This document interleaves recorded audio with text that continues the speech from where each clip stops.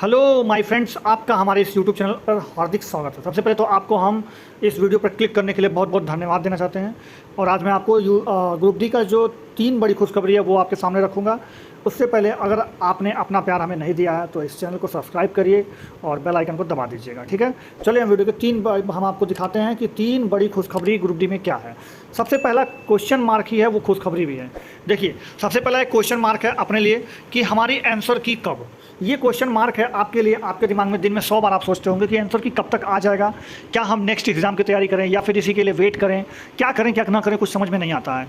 तो आज हम इस बारे में चर्चा करेंगे। देखिए, हम आपको कुछ डाटा के साथ दिखाने वाले हैं कि आंसर की आप कब तक आएगा और आपको वेट करना चाहिए, आगे को पढ़ना चाहिए, क्या करना चाहिए, कितना नंबर हो तो क्या करना चाहिए, हम सब बताएंगे। देखिए, अगर आपका जो NTPC का एग्ज़ाम अगर आपने दिया हो या ना भी दिया हो तो आपकी जानकारी के लिए मैं बता दूं कि NTPC का एग्ज़ाम जो है वो 28 अगस्त 2020 से लेकर के 31 जुलाई 2021 तक चला था। और 31 जुलाई को पेपर जैसे ही ख़त्म हुआ उसके 15-16 दिन बाद 16 अगस्त को आपका NTPC का आंसर की आ गया था। अब ये इससे समझने वाली बात ये है कि जो NTPC का एग्ज़ाम है वो भी करीब करीब इतना ही दिन चला था। और करीब करीब देखा जाए तो NTPC में बच्चे भी उतना ही जितना कि ये ग्रुप डी में है। कंपनी भी वही है जो कि NTPC का पेपर कराई थी, वही इसका भी करा रही है। सारा सब कुछ मेल जोल करता है। वो भी ग्रुप डी का, मतलब वो भी रेलवे का एग्ज़ाम था, ये भी रेलवे का एग्ज़ाम है। तो सब कुछ अगर यही पकड़ के चलें तो आपका जो आंसर की है वो अक्टूबर के अंत तक तो आ जाना चाहिए, क्योंकि 11 अक्टूबर का आपका एग्ज़ाम ख़त्म हो रहा है। फिर कुछ एग्ज़ाम्स कैंसिल भी हुए हैं। मान लीजिए अगर उधर नहीं करा पाते हैं तो जो एग्ज़ाम कैंसिल हुए हैं वे मान लीजिए 2-3 दिन में करा लेंगे, यानी 15 अक्टूबर तक मतलब मान के चलिए कि हर चीज़ यहाँ पे ख़त्म हो जाने वाली है। बच्चों का अटेंडेंस भी बहुत कम है, 40-50% लगभग अटेंडेंस ही है। तो बच्चे ऑलरेडी बहुत कम हो चुके हैं, तो इसलिए हो सकता है कि आंसर की आपका 15 दिन से पहले भी दे दें, लेकिन एटलीस्ट मान के चलिए कि 15 दिन। तो आप अक्टूबर लास्ट पकड़ के चलिएगा कि आपका आंसर की आ जाएगा।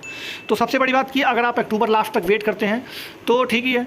अब देखिए, अब मेरा मानना तो ये है कि आपने एक बार एग्ज़ाम दे दिया तो अब आपको वेट नहीं करना चाहिए कि आंसर किया है तो हम आगे की पढ़ाई करें या तैयारी करें या क्या करें। तो आपका वेट करना लाजमी है, लेकिन आप उसके चक्कर में ना रह के अपना आगे की पढ़ाई करें, आगे के किसी अन्य एग्ज़ाम की तैयारी करें। जैसे कि SSC CGL का पेपर आ रहा है, उसका पढ़ें। SSC CGL में पैटर्न को चेंज भी किया गया है, तो उसको पढ़ें, उसके बारे में जानें। और भी बहुत सारे एग्ज़ाम्स हैं जिसको आपको अच्छा लगता है कि आप इसमें कुछ कर सकते हैं, तो उस एग्ज़ाम की तैयारी करने लगें। और साथ ही साथ अगर आपके पास समय मिल रहा है तो पेट की तैयारी आप जरूर करें। अभी मैं आपको फाइनल कट ऑफ भी बताऊँगा। देखिए, दूसरा क्वेश्चन आपके मन में आता है कि रिजल्ट कब तक आ जाएगा। तो देखिए, आंसर की जब आता है उसके 10 से 15 दिन लग जाते हैं उसमें ऑब्जेक्शन करने में। आप फीस पे करेंगे, उसमें आपको जो ऑब्जेक्शन होगा डालेंगे, उसका फीस कटता है वो भी होगा।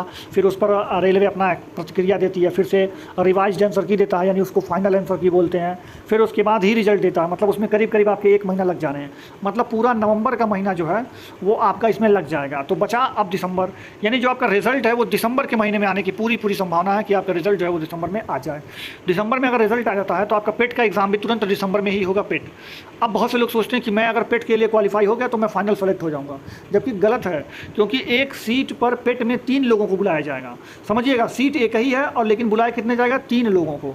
तो उसमें से 2 लोगों को ओवरऑल छांटना ही है। अब या तो वो पेट में फेल हो जाएं या तो फिर वो पेट में पास होने के बाद फाइनल लिस्ट से बाहर निकल जाए। तो फाइनल लिस्ट में और पेट में क्या कट ऑफ बनेंगे उसका अलग अलग होगा। अभी मैं आपको दोनों बता देता हूँ। देखिए, अब मैं आपको डायरेक्ट कट ऑफ बता देता हूँ। देखिए, अगर जो आप स्क्रीन पर देख रहे हैं तो ये आप पकड़ के चलिए 55 से 60 नंबर जनरल, 52 से 56 नंबर ये OBC, SC 50 से 53, ST 45 से 48, EWS जो है 50 से 52, और आपका जो एक्स सर्विसमैन है वो 40 से 41 नंबर, मतलब 40 नंबर ही उसके लिए पर्याप्त होगा। तो ये तो कट ऑफ है। लेकिन अब बोलेंगे कोई लोग कि लो जोन है, हाई जोन है, अलग अलग कट ऑफ क्या होगा, 2-4 नंबर का वेरिएशन होगा। तो मैंने आपको बता दिया कि प्लस माइनस आप 5 कर लेंगे इसमें, ठीक है। प्लस माइनस आप 5 कर लीजिएगा। जैसे कि अगर मान लीजिए किसी का मुंबई का जोन है या फिर किसी का हुबली का है, चेन्नई का है, तो इन सब जोन में कट ऑफ कम जाती है। अब जैसे किसी का इलाहाबाद है, गोरखपुर है, न्यू दिल्ली का है, जयपुर का है, जबलपुर का है, हाजीपुर है, इन सब में कट ऑफ, कोलकाता में ईस्टर्न रेलवे का है, तो इन सब में कट ऑफ थोड़ी सी हाई जाती है। तो जहाँ पे हाई जा रही है वहाँ पे आप 5 नंबर तक ऐड कर सकते हैं। मतलब मान के चलिए, वैसे मैंने 5 नंबर का गैप यहाँ पे ख़त्म कर दिया, लेकिन आप मान के चल सकते हैं अगर आप एकदम सेफ होना चाहते हैं तो। हालाँकि जो मैंने आपको एक ड्यूरेशन बताया है ये 55 से 60, तो ईजीएस्ट जोन में 55 और टफेस्ट जोन में 60, इसी के बीच में आपका वेरी करने वाला है। उसी तरह से इन सब कैटेगरी का इसी के बीच में वेरी करेगा। लेकिन जो फाइनल कट ऑफ लगेगी, जो फाइनल मेरिट लगेगा वो 5 नंबर ज़्यादा लगेगा। मतलब अगर मान लीजिए आप 55 नंबर पर सेलेक्ट हो गए पेट के लिए, PET के लिए, तो ये आप सेलेक्ट नहीं हो गए हैं, ये तो पेट के लिए है। एग्जाम देने जाएंगे वहाँ पर बहुत सारे बच्चे सेलेक्ट होंगे, फिर उसमें से फाइनल मेरिट जो बनेगी उसमें 5 नंबर आप बढ़ा करके मानिएगा। जैसे अगर आप 55 पर सेलेक्ट हो रहे हैं तो आपका अगर 60 नंबर होगा तभी हो सकता है कि आप फाइनल लिस्ट में शामिल हों।